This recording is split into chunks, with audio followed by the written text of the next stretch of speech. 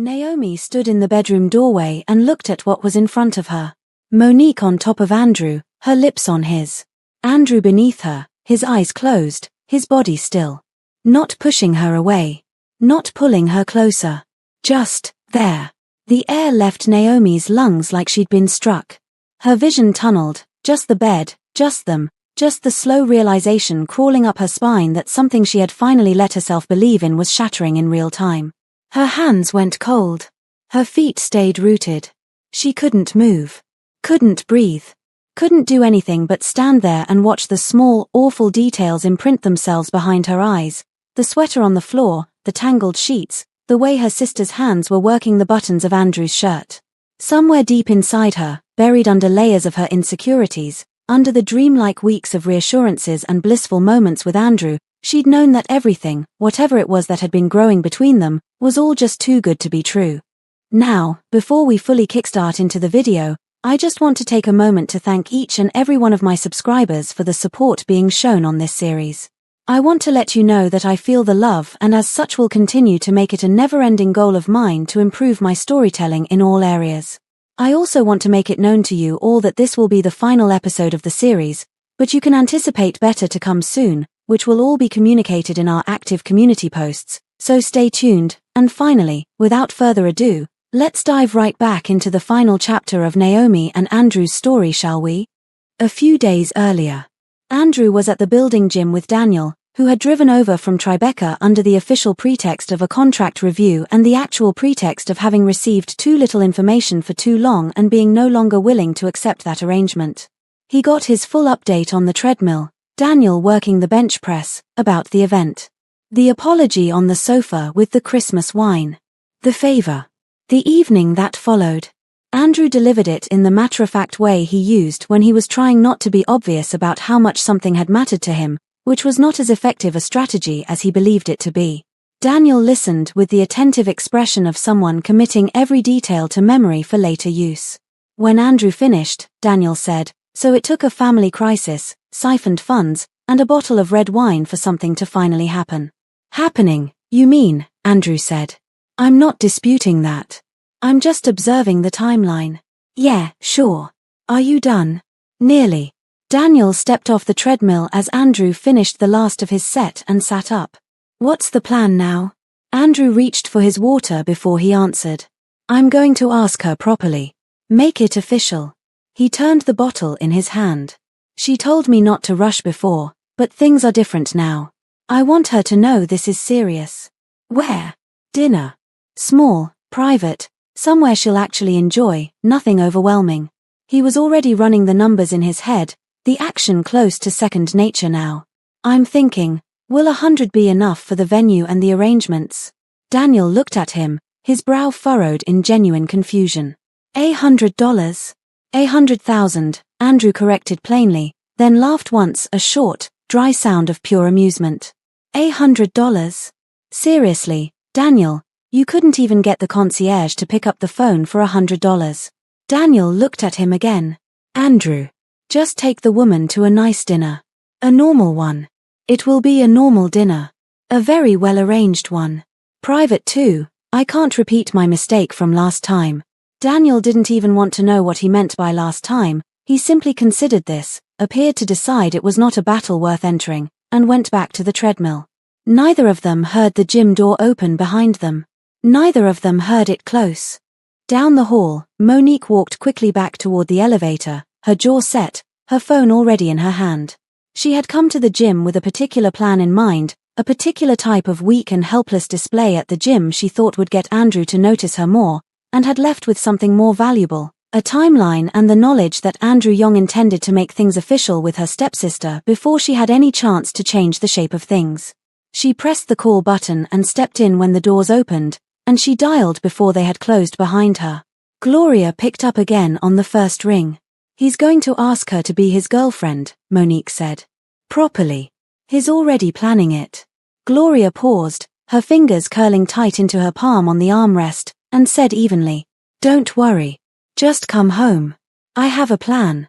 Monique knocked on Andrew's door the following evening with a bottle of wine tucked under her arm and a reason already prepared, on the simple account of getting to know him and becoming friends during her stay at her sister's place. He lingered indecisively for a moment, but then opened the door with the careful politeness of a man who had already decided the visit would be brief. He wanted to turn her back at the door, but she held up the bottle before he could say anything and somewhat let herself in, bypassing his obvious discomfort. Still, on the basis of common decency, he brought over 2 glasses from the kitchen, set them on the coffee table, and told her to make herself comfortable while he opened it. Monique watched this action with razor-sharp focus, following every movement of his hands, just waiting, until his phone rang. He looked over to the kitchen where he'd left his phone on the counter, and then excused himself to go answer it. Monique did not waste the minute. She'd been waiting just for it. At that same hour, in the house in Forest Hills, Gloria sat at the kitchen table and laughed. Not loudly.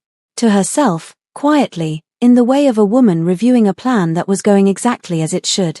She thought about her stepsister, Naomi's mother, the woman who thought she had everything, and the particular expression on her face the day she finally understood what was happening. The day the pregnancy test for Monique came. Too late, as it turned out. Too trusting, too soft, too certain that decency was a thing that protected you if you practiced it faithfully enough. It had not protected her. It had simply made her easier to move around. She thought about her daughter, again. Last night, and the instructions she had given her. The plan laid out across the kitchen table. Even if Monique didn't end up pregnant like she did with her stepsister's husband, and Gloria was a practical woman who understood that first attempts were unreliable, it didn't matter. It didn't need to go that far. What mattered was what Naomi would see when she opened that door. What mattered was what a person believed when they walked into a dark apartment and found evidence scattered across the floor like a trail someone had left deliberately, because someone had. There would be no future prospects for Naomi and Andrew after tonight. Gloria was certain of that. Maybe none for Monique and Andrew as well. But that was okay. She turned her cup between her fingers, the small glass catching the kitchen light, and finished her tea. Naomi stood in the bedroom doorway and looked at what was in front of her. Monique on top of Andrew, her lips on his. Andrew beneath her, his eyes closed, his body present. He wasn't resisting. That was all she needed to know. She took one step back. Then another. She turned away from the door, her hand pressed flat against the hallway wall, and she stood there for a moment in the dark with her eyes closed and her chest full of something she did not yet have a name for. Somewhere deep inside her, buried under the weeks of dreamlike bliss with Andrew, she'd known this was just too good to be true. Which was actually the real reason why she'd been denying and putting off whatever it was that they had between each other. Because of course he was too good to be true. Of course he was. A man like Andrew Young didn't fall for someone like her. Not really.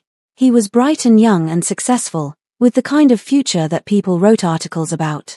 And she was just, her. Tired. Replaceable. 35 years old with soul-sucking family baggage and a business that took everything she had left. She was a moment of curiosity for him, a passing interest. And it was all her fault for trying to dream otherwise. She was still standing there, pressed against the wall, running through the familiar litany of everything she wasn't. Then, from inside the room, very faint, "Nay. Naomi." She went still. Andrew's voice. Barely conscious, thick and distant, like a man trying to call out from the bottom of something deep. And then Monique's voice, smooth and immediate, pressing down over his. "Shish," she said. "Don't worry. I'm here for you instead." Naomi opened her eyes, and it seemed like it was for the first time. Something finally snapped. She turned around and crossed the room in 4 steps, and then pulled Monique off him by the arm with a force that sent her stumbling sideways off the bed and onto her feet. The slap that followed came before Monique could even fully steady herself, and it rebounded through the entire penthouse. Then another one. And another one. A fourth. A fifth and a sixth. Another immediately after another, in sharp consecutive ordering, until Monique begged for her to stop with a strangling cry. After that, silence fell like concrete in the air. Heavy. Absolute. Monique's hand flew to her swollen cheek. Her eyes red and face burning with something furious and unhinged. "How could you?" she began, but got cut off instantly. You him," Naomi, who had now rushed over to Andrew's side, whispered as she frantically examined his body, her voice shaky and rooted in wild disbelief. He was incapacitated, sprawled across the bed, and the sight of it was the only indication of how much effort it took for her to maintain any semblance of sanity. She bit, the words grating between her teeth, tasting like venom on her tongue. You're absolutely vile. She fired, and watched as it landed with as much impact as she'd hoped for. You came in here, and you. Her protective hold tightened around Andrew. What were you trying to do, Monique? What exactly were you trying to do? You took him from me. Monique's voice cracked, furious and unraveling. He was supposed to be mine. Everyone knew that. Uncle, he was going to introduce us properly, but you didn't like that, did you? You came in, like how you usually do, and ruined everything, turning his attention away from me before I even had a chance to. Can you listen to yourself speak? Naomi inquired genuinely, perplexed eyes fixed on her sister. He is not interested in you. I don't think he ever was. Instead of accepting that like a sane human being would, you came into his home, him, and tried to violate someone who has done absolutely nothing to you. Someone who has been kind to you every single time, even when he had no reason to be. And what do you think is the reason for that? It's because of you. All because of you. Everything I did.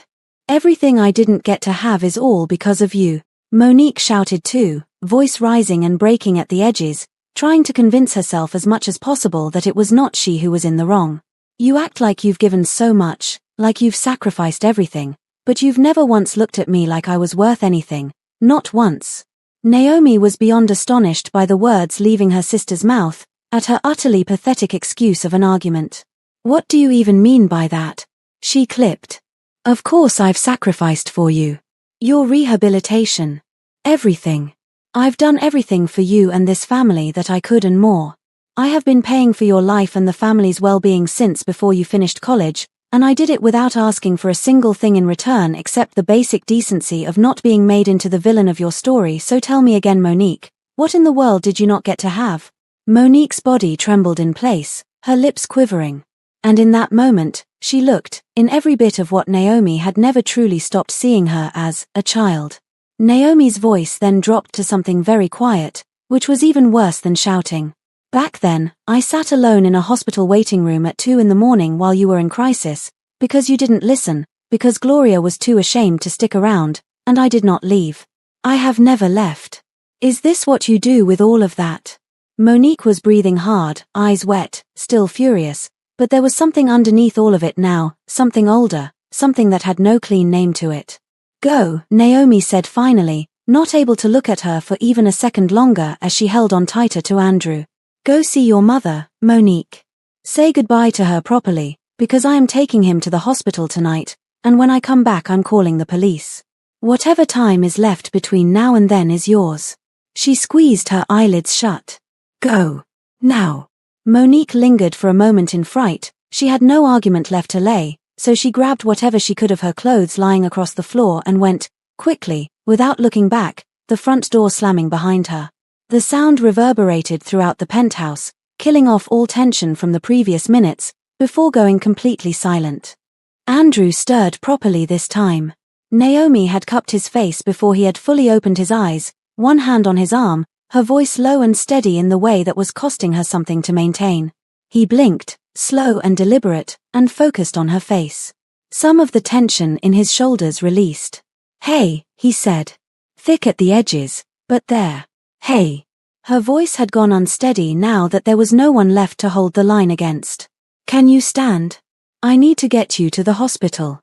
I'm fine. Andrew. Are you okay? He said. She almost laughed.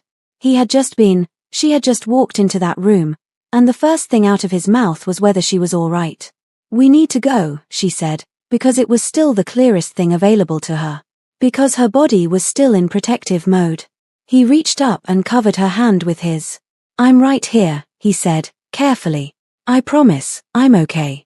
She looked at him for a long moment, and then the composure she had held through the confrontation came apart quietly, the way it did when the emergency ended and the body finally remembered what it had been carrying.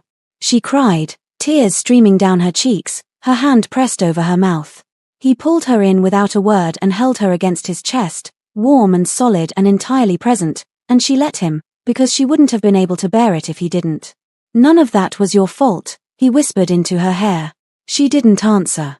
But she didn't argue either, focusing instead on finally letting herself unravel within his arms.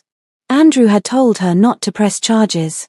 He had said it the night before, calmly, with his hands around hers and his eyes on her face, that it was over, that Monique was gone, that putting the family through a formal process wasn't going to undo anything and might only make things harder for Naomi in the end. He said it the way he said most things, without pressure, just as an offering. She had listened to all of it. And then she had told him, just as calmly, that she was going to anyway. He had looked at her for a moment. She didn't only come after me, Naomi said. She came after you. And I would never. Andrew, I would never let my family hurt someone I care about and then do nothing about it. She held his gaze. This is something I have to do. Something I should have done for a long time. He had not argued after that. She called Simone in the morning, sliding on her coat, keys already in her hand. Simone answered on the second ring and listened without interrupting, and by the time Naomi had finished she said, simply, I'll stay on the phone. Go. So Naomi went. The police arrived at the house in Forest Hills at 9:30, 2 officers in a car that sat at the curb with quiet authority. Naomi stood beside them at the door and knocked. Gloria opened it, and the sequence of expressions that moved across her face in the first 2 seconds, recognition, confusion, and then something colder and more calculating, told Naomi everything she needed to know about whether Gloria was surprised. She was not surprised. What is this? Gloria said. Not a question. I'd like you to step aside, one of the officers said. This is my house.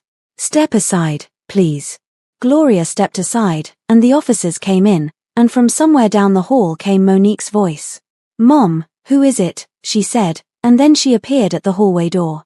When she saw them, the color left her face entirely.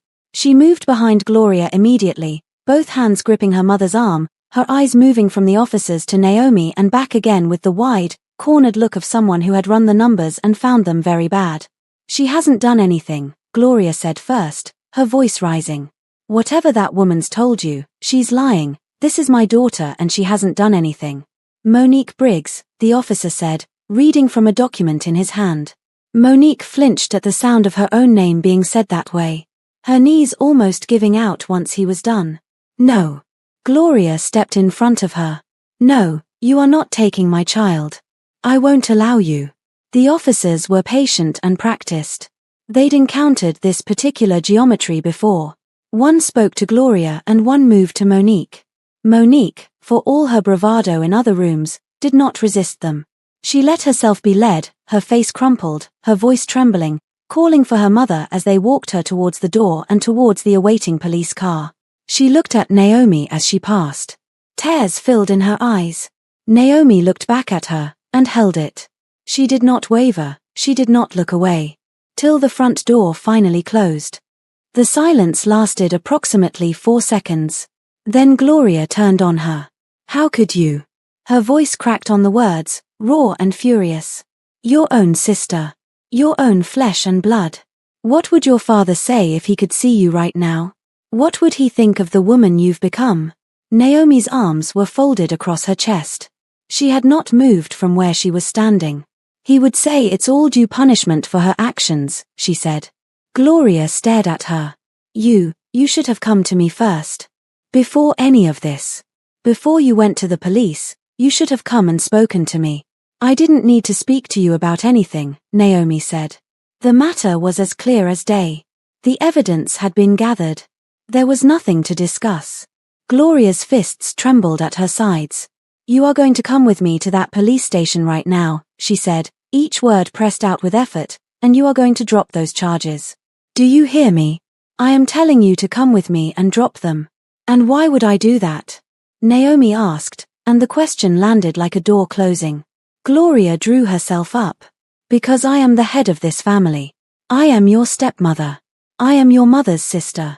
And I'm telling you to come with me before you what? Gloria stopped. Finish the sentence, Naomi said quietly. Before you what, Gloria? She unfolded her arms. Her voice did not rise. It didn't need to. Because the last time I checked, You're not the one holding any real power in this family. I am. I always have been. She held Gloria's gaze without blinking. And I say no. Let Monique serve her punishment. She can take it as a long overdue disciplinary lesson from her older sister. A pause. I hope I made myself clear. Gloria's mouth opened. Nothing came out. She stood there looking at Naomi as though she was seeing something she did not recognize and did not know what to do with. This woman who had spent 20 years absorbing everything quietly, looking back at her now with nothing to absorb and nowhere to redirect it. Naomi reached over to the side table and picked up her handbag. Well, she said. If that's all, I'll be taking my leave. She turned toward the door. Your mother, Gloria said behind her, sharp and deliberate, the words chosen for maximum effect, clearly raised you without a single ounce of. Keep her name out of your mouth. Naomi had turned back around before Gloria could finish the sentence, and the look on her face stopped whatever came next before it could form. My mother, she said, was a million times the woman you will ever be. And without her, without everything she built and everything she passed on, you wouldn't even be standing here talking to me right now. This house, this life, everything you have benefited from, traces back to her. She let that sit for a moment. So you will not use her name. Not in this conversation. Not ever. Gloria said nothing. There was nothing available to say. Instead of looking for someone else to blame, Naomi said, look at yourself. Really look. You might finally see the actual reason Monique ended up where she is today. She picked up her bag properly and settled it on her shoulder. So, once again, I'll be taking my leave now. And if you ever think of trying anything, against me, against Andrew, against anyone around me, I will not hesitate to bring the matter of the funds you stole from my account before the police as well. Everything is documented. Gloria's chin came up. Is that a threat? No, Naomi said. No, it's not a threat. Not yet. The accounts remain closed. You can keep the house, but whatever's left, you build it yourself, without me. She turned and paused at the door. I hope, one day, you'll find a way to live with what you've done. I genuinely do. But I won't be here to watch it. Not anymore, she said finally, and then walked right out, without ever looking back. The door had barely closed behind her when something shattered against it from the inside. A cup, from the sound of it, the impact sharp and final, the pieces scattering across the floor in the silence that followed. Gloria sank onto the sofa. The house was empty in a way it had never quite been before. Not just quiet, emptied out, like something structural had been removed and the walls hadn't caught up yet. She sat in the middle of it and the crying, when it came, was not loud. It moved through the rooms softly, carried by the stillness, the sound of it haunting and unwitnessed and entirely, irreversibly, her own. In the days after, once the hospital visit had been filed away and the immediate noise of the incident had settled into something quieter, Naomi went somewhere inside herself that Andrew recognized. Not the avoidant distance from before. This was heavier and more still. She would be mid-sentence and then somewhere else entirely, looking at nothing with the expression of a person working through something she hadn't said out loud. He asked her one evening as they lay in his bed, plainly, the way he asked her most things. She told him she kept thinking about Monique. About who her stepsister had become, about how it was stupid, but she couldn't help the nagging ounce of guilt lingering unwelcomingly at the back of her mind, on whether any of it had been a result of her failure as a sister. Whether she had been present but never truly in the areas that mattered. Whether all the working and providing and keeping things running had taken her attention away from something that needed more from her. Something that Gloria couldn't give. Her father had asked her to keep the family together, her mother had died wishing that as well. And she had spent 20 years trying. She no longer knew if she had been trying in the wrong direction this whole time. Andrew listened to all of it. When she had finished, he was quiet for a moment. Your father loved you, he said. He asked you that because he trusted you, not because he wanted the rest of his life to become your debt. Your mother requested that of you, not because she wanted to keep her sister accepted through you, even when she didn't deserve it. He turned and looked at her steadily. Monique made choices. Her mother made choices alongside her, and before her, and shaped the whole direction of it. Those choices didn't start with you, and they didn't turn out this way because you weren't present enough. They turned out this way because the people involved decided this was just who they were going to be. Naomi kept silent. You know that. I know you do. But I think you know it up here. He paused. But not very much down here, and then pressed his hand over her heart. She still kept silent, her now softened eyes fixed on him. My uncle used to say, Andrew said, more quietly, that the only real obligation any of us has is to honor who honors you. Your father honored you. He saw you clearly. What happened in that house after he was gone, that wasn't his wish. That was his absence being taken advantage of by people who had been waiting to. They looked at each other for a while, long enough that he waited without filling the space. You're not going to let me feel guilty about this, she said finally. Not if I can help it, he said with a grin. An Andrew grin. One that she'd now grown unable to go a day without. She sighed, something suddenly building up inside her, and then leaned over towards him in bed. Then let me, she told him softly. Let me make you feel something instead, and finished with a little hum. His eyes widened an inch, the air between them seeming to thicken. She closed the distance between them slowly, her intent written in every movement. It was a silent invitation that Andrew had no desire to decline. His hand tightened around the white sheets, his mind split into warring sides of two. One telling him to say no and just make sure she gets rest. And the other telling the former to shove its self-righteousness far up into something that actually cares. She was on top of him now, pushing him down gently in bed. And Andrew could only gulp, his jaw flexing. I hope you know you don't have to do this right now, do you? His self-righteousness spoke. But Naomi only nodded. She wasn't listening, she was kissing him instead. He accepted it. Wholly. Her kisses that felt like fuel to flame.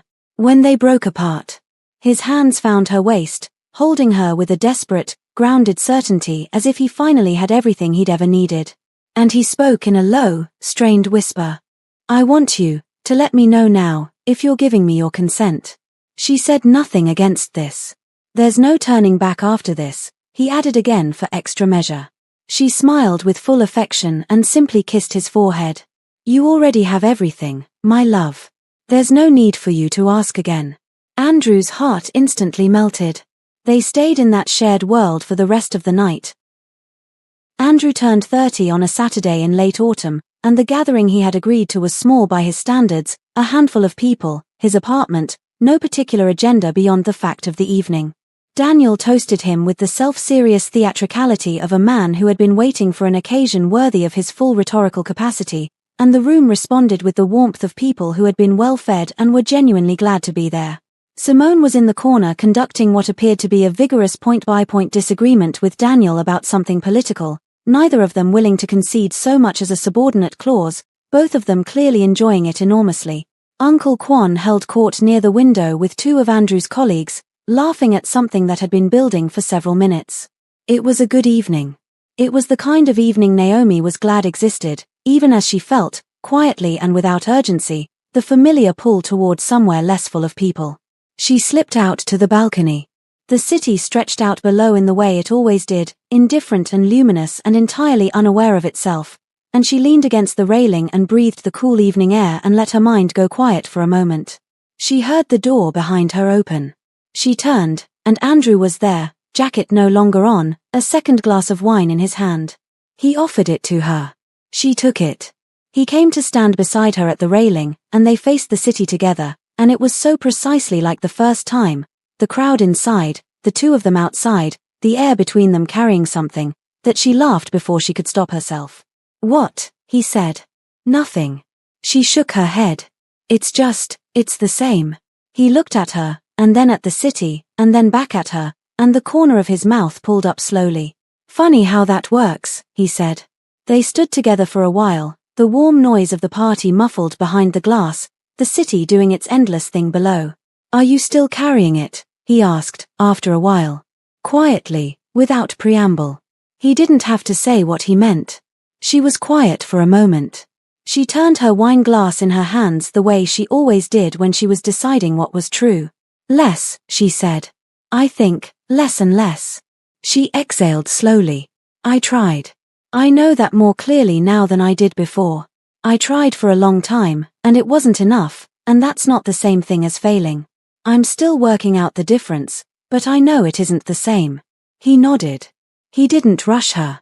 I think, she said, more slowly, that I've been living for other people for so long that I'm not entirely sure what it looks like to live for myself. But I'd like to find out. She looked out at the city. I think that's the next part. She turned to him then, and the look on her face was the settled, decided one. The one that meant she had already done the thinking and arrived somewhere. Andrew, she said. He turned toward her. Will you go out with me, she said. Properly. I want to make things official with you. He looked at her for a moment. His expression moved through surprise, real surprise, brief and unguarded, and then softened all the way down into something warm and unhurried. He hummed first. I don't know, you're going to have to give me a minute to think about it. And now it was Naomi's turn to look surprised. The look on her face so genuine it broke right through his act. He laughed once. Yes, and then added, because he was just who he was. Now, was that so hard? She laughed and shoved him lightly with her shoulder, and he caught her hand and didn't let go of it. Instead, he pulled her in smoothly for a kiss, which lasted its full, completely blissful minute, before breaking away into something softer. They stood together at the railing with the city spread out below them, the party warm behind them, and everything ahead of them still to be decided. But they knew, somehow, impossibly, that it was going to be okay. That they were going to be okay. And that's where we leave them. Not on a balcony this time, though, fittingly, it ends on one. Not with two strangers dancing around what they might mean to each other, but with two people who finally decided to choose themselves. And each other. Naomi stood up to her family. She took matters into her own hands. She walked out that door and didn't look back. And Andrew, steady, patient, impossible Andrew, was right there beside her the whole time. Just like he said he would be. Gloria sits in an empty house with nothing but the sound of her own choices. Monique faces the consequences of hers. And Naomi, for the first time in 35 years, she's not carrying anyone else's weight. She's just living. And loving. And finally letting herself be loved in return. So, what did you think of the finale? Did Naomi do the right thing by pressing charges? Do you think Monique can ever be redeemed? And most importantly, are you happy with how Andrew and Naomi's story ended? I want to hear everything in the comments below. Drop your theories, your feelings, your favorite moment from the whole series. I'll be reading every single one. This has been such a journey, and I couldn't have done it without you. A huge, heartfelt thank you for sticking with Naomi and Andrew from that very first balcony to this one. Every like, every comment, every share, it all means the world to me. If you haven't already, please hit that subscribe button and turn on notifications so you don't miss the next story. I've got so much more coming. So anticipate the next update because I might need your opinions in an upcoming voting poll. Thank you again for watching. Thank you for caring about these characters as much as I do. And I'll see you in the next one.